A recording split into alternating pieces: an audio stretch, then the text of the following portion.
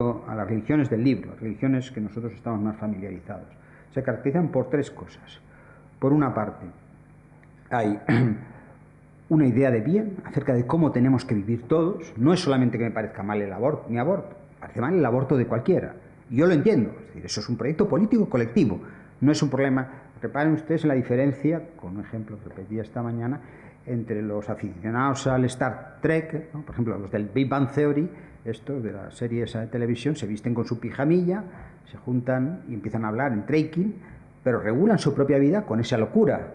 No saben de qué les hablo, ¿no? Estos que son pues muy aficionados a una serie de televisión, todos se visten de una manera tal y entonces empiezan a reproducir ciertos rituales, pero no aspiran a que todos vivamos como ellos, sino que son ellos, se entretienen, echan sus tardes de frikis entregados a ese tipo de comportamiento. Una religión es algo más, es una concepción del bien acerca de la vida colectiva. No es solo cómo regulo mi vida, sino cómo regulan la vida de todos. Y es muy, en algún sentido, es razonable. Es decir, no es como uno dice, no, es que a mí, a usted le parecerá, a mí no, me parece mal el asesinato, pero el asesinato de cualquiera, no que yo no asesine. Entonces, cualquier principio de esos es así, tipo razonable. Pero hay algo más, y es que cómo se justifica esa idea acerca de cómo tenemos que vivir todos, apelando a un libro sagrado. Una religión finalmente tiene un componente inevitablemente doctrinal. Esto es así porque lo pone un texto sagrado.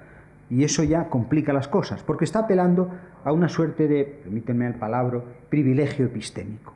Es decir, hay un tipo de racionalidad que usted no puede entender y esto vale porque hay que organizarla, porque está en ese libro sagrado. La versión extrema de esto es el islamismo, ¿no? Es elaborar la ley civil de acuerdo con el Corán. Hombre, ¿qué tal si me da un argumento atendible para todos? Porque a lo mejor uno puede, y hay razones para hacerlo, criticar el aborto, pero no por razones que sean porque la vida es sagrada o es un don de Dios, sino porque, en fin, es un ser humano, le da 50 vueltas. Estas son discusiones más complejas de lo que habitualmente se tratan de cancelar, muy complicadas, pero en todo caso eso ya son argumentos atendibles por todos, porque apelan a argumentos de respeto democrático, que son válidos para el interlocutor. Pero amigo, junto a esas dos cosas, una idea política de la vida colectiva, una manera de justificar que no tienen ustedes que compartir y que además es inaccesible, que es la mía. Hay además un tercer que cuando yo me pongo a criticar eso, dice, oiga, ya me está ofendiendo. Es que esto es meterse conmigo, usted está blasfemando, y si yo me burlo de sus creencias, hombre, amigo, o sea, yo no le puedo criticar porque usted me da un argumento extravagante y además dice que con eso quiere regular la vida compartida. Bien, ¿verdad que eso es una majadería desde el punto de vista de la calidad democrática?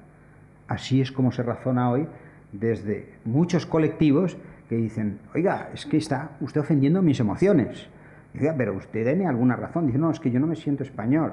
Dice, bueno, usted no se sentirá español y yo me puedo sentir Napoleón, pero yo no soy Napoleón ni exijo que la gente me diga ahora, pues vamos a baterlo, bueno, vamos a baterlo y liémonos a hostias. Es que si no, o sea, una cosa es que uno puede tener una creencia, pero esa creencia debe estar fundamentada o no estar fundamentada. No basta con que yo la diga, y si usted me dice, ya, aterrice, ¿no? Cuando... En cambio, y ustedes pueden buscar otros argumentos, ¿eh? En una parte del pensamiento feminista, cuando le pide razones, dice, dice, cuidado porque usted es machista o esto es homófobo. Y dices, oiga, argumente, no, esto me está ofendiendo. Oiga, no, deme razones atendibles. Cuando a veces una de las invocaciones, hay muchas y más ajustadas, de la perspectiva de género consiste en decir que hay un punto de vista que es particular de las mujeres que resulta ininteligible para alguien que no lo sea. Y ese punto de vista y esa sensibilidad especial, yo estoy incapacitado de comprenderla en virtud de mi sexo. Entonces, si eso es así, ni siquiera esa frase resultaría inteligible para mí, porque no tengo acceso a ese tipo de conocimiento singular. Y cuando pido razones, entonces, oiga, es que me está ofendiendo. Cuidado con utilizar la ofensa o la emoción como un argumento, porque la emoción como argumento le sirve a quien dice, oiga, la maté porque era mía. Pero esto de que los sentimientos son un argumento y que cancelan una argumentación, no me puede servir, ¿no? Hay algunos que pueden estar justificados y otros no, y por eso encierran a la gente. Si yo ahora digo que estamos rodeados de marcianos y que estoy aterrado porque estamos rodeados de marcianos, pues lo que ustedes deberían llevarme es al frenopático, ¿no? Porque hay un principio de realidad que dicen que ese sentimiento, esa emoción de miedo, no tiene una base empírica y no está justificado. Yo puedo pedir razones de una emoción o no. En cambio ahora hemos convertido ante cualquier colectivo y dice, me está ofendiendo. Y eso cancela y veta la argumentación. No, o sea, yo estoy dispuesto a atender. Reparemos en cómo funciona en la desvinculación entre un concepto objetivo de injusticia y la emoción de sentirse injustamente tratado. Los ricos no son muy partidarios de los impuestos y se sienten injustamente tratados. Bueno, pues eso será su problema, ¿eh? Pero lo que vamos a ver es si está justo o no. Y en cambio, muchas mujeres, por ejemplo en la India, por un mecanismo psicológico que son las disonancias cognitivas, con el acto elemental de que si no podemos cambiar el mundo, cambiamos nuestras creencias sobre el mundo, digo que muchas mujeres de la India están injustamente tratadas, desprovistas de derechos y están contentos con ello, porque hay que sobrevivir psicológicamente, porque uno no puede vivir en la barbarie, y entonces cuando no puede vivir la barbarie cambia su relato sobre la barbarie, ¿no? Entonces, pues digo, ahí hay una situación de injusticia y sin embargo no hay sentimiento de injusticia. Yo puedo decir que hay injusticia aunque la gente no se rebele frente a ese tipo de injusticia, ¿no? Uno de los experimentos, yo soy un defensor de la renta básica, que tendrá sus cosas y tal, pero más bonitos de estas ilusiones cognitivas de la gente, para que vean cómo las creencias de la gente sobre su propia vida se ven enturbiadas por muchas cosas. En Alaska durante un tiempo hicieron algo parecido a una forma de renta básica. ¿Saben cuál fue el resultado más singular que se produjo al cabo de 6 meses o de un año? Un aumento de la tasa de divorcios. Estoy seguro que esa gente que cierto día descubrió que no estaba contento con su pareja, cuando no la podía cambiar, estaba encantada. Entonces, y cierto día descubrió que cuando tenía autonomía, eso que le parecía una maravilla era un saldo, ¿no? Y dijo, caramba, ¿por qué? Porque las condiciones de autonomía me permiten reconocer las condiciones de que la situación no es la que está, pero me tenía que creer mi propia historia. Esas mujeres se creían su propia historia, o esas parejas se creían su propia historia, porque no estaban en condiciones de cambiarla. La moraleja, modesta moraleja en ese caso, es decir, bueno, pues no basta con que uno sienta o no, hay que ver si eso está justificado o no. Y buena parte de las políticas de la identidad, esas que han sustituido a las políticas de la igualdad, tienen que ver con esa invocación al sentimiento. Y ahora, todo esto que contaba es una descripción en general de cómo se ha situado la izquierda, y de verdad que es inquietante. En Estados Unidos la situación de los campus es una serie de colectivos ofendiditos, en donde hay un montón de gente, donde prácticamente no se puede hacer no una broma, sino que cualquiera, y además cancela la conversación. Es que me está ofendiendo, y entonces ya, y como me ofende, y como no le tengo que dar razón, porque son mis sentimientos, pues ahí ya no hay posibilidad de debate democrático. Digo que eso se comparte, pero España naturalmente ha aportado algo a esto, y es la majadería del nacionalismo. Y ahora les voy a contar cómo yo creo que nuestro pensamiento progresista ha suscrito un ideario que nada tiene que ver, vamos, que está en las antípodas intelectuales de lo que es la tradición de la izquierda. La izquierda, en algún sentido, en una descripción que no es del todo incorrecta, se puede tomar como un ahondamiento del ideal de ciudadanía. El ideal de ciudadanía, muy elementalmente, consiste en decir que el hecho de que un individuo pertenecer a un estamento social u otro, en una sociedad jerárquica, como las sociedades feudales, no puede tener privilegios. Ser hijo de un monarca no me podía proporcionar, o del señor feudal o del conde, unos derechos que le estuvieran negados a los demás. Eso era lo propio de las sociedades estamentales, ¿no? Eso, si lo condensamos en un lema, quiere decir que no están justificadas desigualdades de derechos, de privilegios, que no estén vinculadas a actos responsables de los ciudadanos. Es decir, si tú y yo recibimos los mismos ingresos y tú te esfuerzas, trabajas y yo me tumbo a la Bartola, eso es resultado de tu esfuerzo y eso está justificado que te proporcione unas diferencias, a que tengas acceso a una vida mejor. Pero reparen que ese principio tiene más potencia que acabar con el sistema señorial. Eso quiere decir que el hecho de haber nacido hombre o mujer no puede ser motivo para un privilegio, puesto que eso no es resultado de una elección, ¿no? Es simplemente un azar, una distribución de orden. El haber nacido con el color de la piel de uno u otro no puede privar a unos de unos derechos y que otros los tengan. El haber nacido en una familia rica o en otra familia es un resultado de una elección. Es decir, ninguna desigualdad está justificada si no está vinculada a elecciones responsables. Y nada de eso es una responsabilidad. Cuando nosotros levantamos, eso vale también para las fronteras. Las fronteras consisten en que un individuo, porque ha nacido a un lado de la frontera, simplemente tiene menos derechos que otro por el simple azar de haber nacido unos metros más acá o menos allá. ¿Qué es lo que dibujan unos perímetros del espacio de ciudadanía? Un espacio de ciudadanía, un territorio político, es un territorio en donde todos somos iguales en derechos. Cuando alguien decide levantar una frontera, lo que está decidiendo es que nosotros, en virtud de que participamos de una identidad, de unas características, de una visión del mundo, de lo que ustedes quieran, podemos privar de los derechos a los que están del otro lado. Los estamos excluyendo de la condición de ciudadanos. Ahora, con razón o sin razón, se dice, la acusación de xenófobo es muy frecuente. Y en general se viene a decir es que, oye, hay una serie de gente que no quieren que nuestros conciudadanos, que no quieren convertir en ciudadanos a personas que son extranjeras. Sí, pero es que hay otros que quieren convertir a los que ya son ciudadanos en extranjeros. Cuando yo estoy en Barcelona, cuando estoy aquí, estoy en cualquier parte del territorio español, soy un ciudadano de pleno derecho. Barcelona no es de los barceloneses. Mi casa es mía, pero en virtud de que hay un espacio compartido jurídico, que todos nosotros me otorgan un uso de mi casa o de mi coche. Yo puedo hacer cierto uso de mi coche, pero no otro. Bueno, que sea mío no es distinto o no es previo a un espacio jurídico, y yo puedo con él cogerlo, pero no puedo coger y atropellar a alguien. Sencillamente, todos colectivamente hemos delimitado un espacio jurídico que es el espacio de los derechos. Entonces, la condición, el territorio es indivisible, todos de todos, sin que nadie sea dueño de parte alguna. Y esa es la condición plena de derecho. Y en el momento en que atraviesa una frontera, todos esos derechos desaparecen. Por supuesto, toda frontera es arbitraria, también las de España. Es el ruido y la furia de la historia. Porque ninguna frontera se puede votar democráticamente, porque para votarla necesitamos ya previamente haber dibujado una frontera, que son los que se consideran los que votan dentro.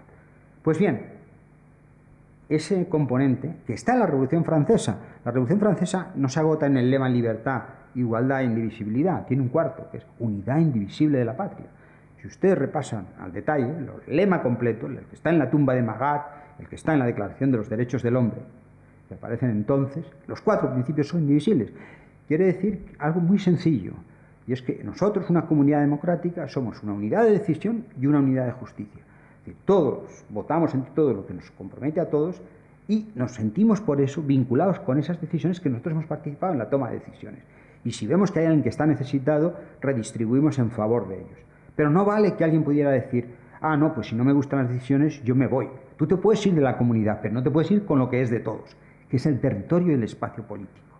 Entonces, cualquier frontera es una frontera de arbitrariedad, una frontera donde levantamos desigualdad. Entonces, es verdad que toda frontera en ese sentido no está justificada, pero lo que no está en ningún caso justificado es levantar una frontera adicional, porque es entonces declarar unos ciudadanos que otros tienen menos derechos en virtud de la decisión que unos unilateralmente toman. En ese sentido, el nacionalismo no es diferente del sexismo o el racismo, que alguien priva a otros de derechos en virtud de una cierta característica que ellos tienen.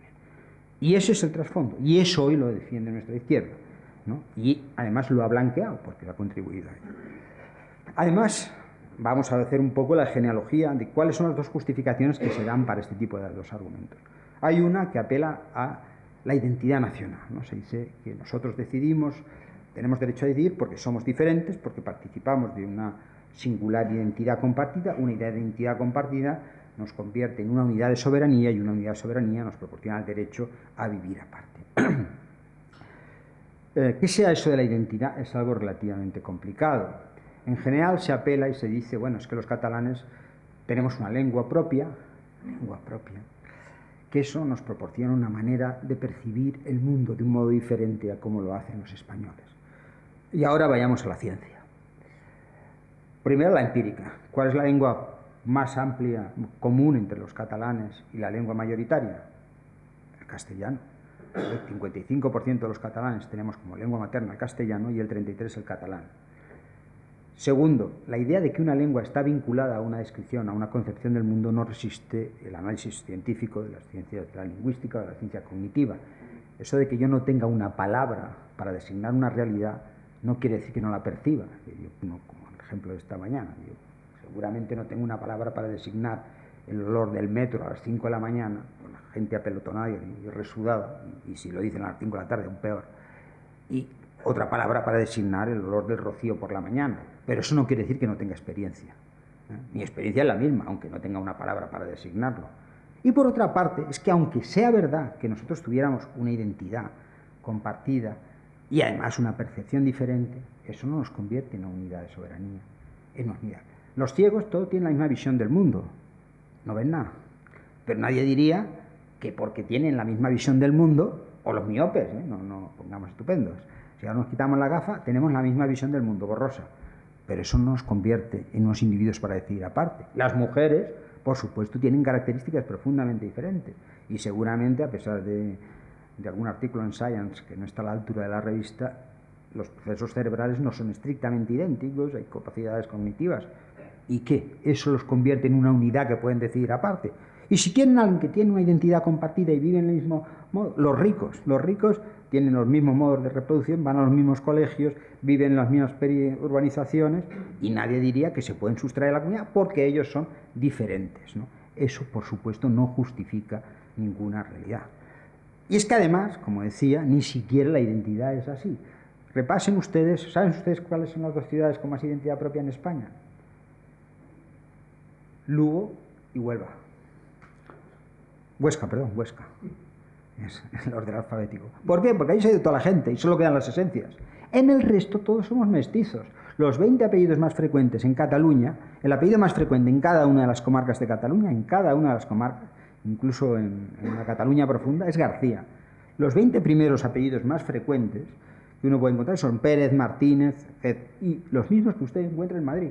Madrid y Barcelona son 2 gotas de agua. ¿Por qué? Porque los españoles han emigrado y se ha producido un comportamiento, o se han movido, incluso hablan en el léxico de los malos, ¿no? Se ha producido un movimiento de mestizaje. Y todos somos mestizos. Y ese componente es el que... Ahora, repasen ustedes la composición de la clase política catalana. Antes les he dicho que el 55% de los catalanes tenemos como lengua materna el castellano. Miren la clase política, solamente el 7%. Cuando uno piensa en catalán, piensa en Jordi Pujol o en un apellido de estos, ¿no? Oiga, el catalán medio es un tío que se llama José Pérez, ¿no? Esto es como si dijera, el americano medio es Toro Sentado, ¿no? El americano medio John Smith, no Toro Sentado estaba allí un poco antes. Pero, y en cambio, quien ha patrimonializado ese relato es una élite política que ha impuesto un relato que además, por cosas que pueden aparecer luego en el debate, la izquierda ha comprado y ha extendido al conjunto de España. Recuerden que la palabra inmigración en Cataluña, mi familia, yo soy hijo de inmigrantes, ¿no? Nadie emigra a Madrid. En Madrid no hay inmigrantes, hay españoles que han venido de otra parte, y en cambio en Cataluña se sigue hablando de todos los españoles que fueran a moverse en su propio país a trabajar como inmigrantes. Y hoy en España eso se ha convertido en una fuente de justificación de privilegios apelando a la identidad. Este es uno de los argumentos. La línea clásica del argumento consiste en decir, nosotros, porque participamos de una identidad, ese es el hilo intelectual que lleva desde el pensamiento reaccionario que anti-ilustrado del historicismo alemán, ¿no?, que lleva al nazismo.